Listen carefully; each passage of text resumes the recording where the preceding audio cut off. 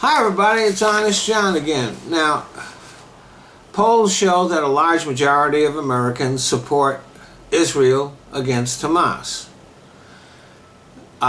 It does appear that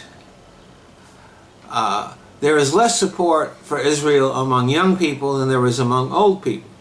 People my age have been brought up with stories about Israel. We've been supporting Israel. And I do support Israel's right to exist. I don't expect them to move somewhere else. And I support their right to defend themselves when they're attacked.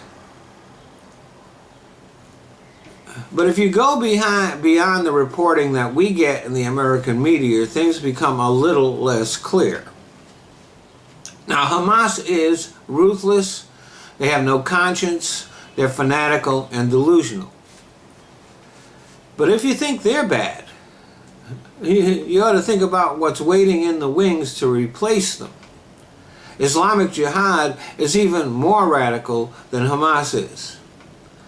And ISIS, which has been spreading in several places in the Middle East, is trying to gain a foothold in the Gaza Strip.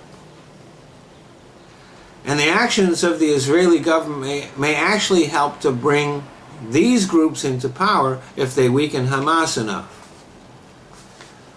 Now, Israel routinely repeats the mantra that they don't target civilians. And they relish pointing out that Hamas hid missiles in UN schools. And this is true. But those UN schools were not operational. They were unmanned buildings. And Hamas took advantage of the fact that the buildings were being unused to hide their missiles. And this was wrong. It was a violation of trust, and it needlessly and criminally endangered UN workers and Palestinian people who use those UN facilities for whatever reason. But the UN schools, the 3 UN schools that were attacked by Israel, were being used as shelters only. There was no Hamas activity. There was no Hamas equipment stored in them. And the UN had clearly communicated that.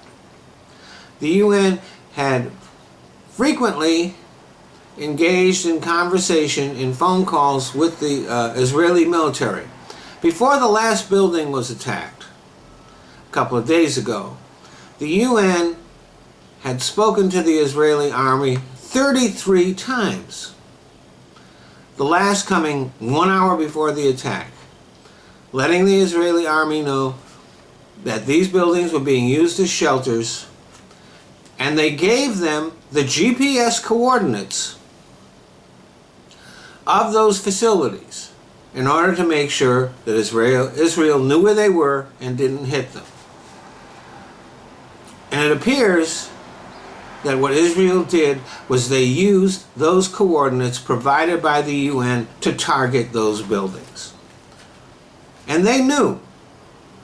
There's no doubt that they knew that those buildings were not being used by Hamas and that there were thousands of Palestinian civilians in them, and yet the Israelis hit them anyway.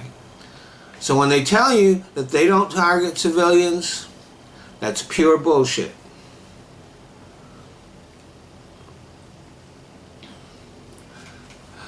I recently saw coverage of an attack that occurred in Israel where an Israeli Arab attacked a bus with construction equipment, tipped the bus over, killed 1 person, injured 3 others. But I have seen no coverage of the recent attacks on Palestinians by settlers in the West Bank. These attacks were completely unprovoked, and first of all, every single one of those settlements is illegal. They shouldn't be there. And now they're being used as staging grounds to attack the Palestinian people. And they're being protected by the Israeli army.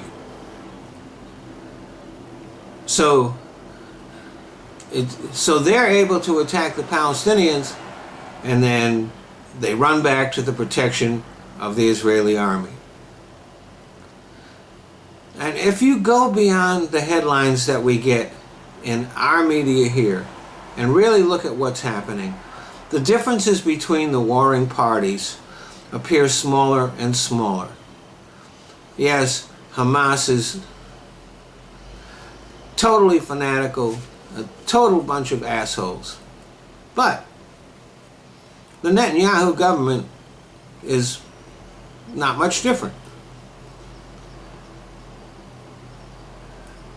The big question is, for those who give their unquestioning support to Israel, the big question is this. Seems to me that the only difference between Israel and the rest of the Arab countries is that Israel is a Jewish state and the Arab countries are Muslim states. If Israel were a Muslim state instead of a Jewish one, would we give them the same unquestioning support? Thanks for listening.